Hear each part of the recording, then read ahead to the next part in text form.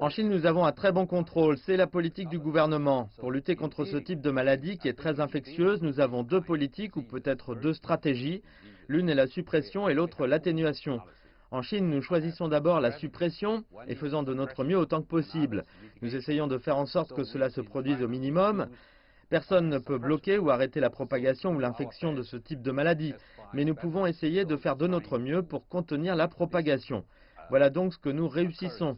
Nous avons verrouillé Wuhan le 23 janvier, donc ça c'est une façon, et l'autre façon est d'essayer de poursuivre le soi-disant mécanisme d'action conjointe.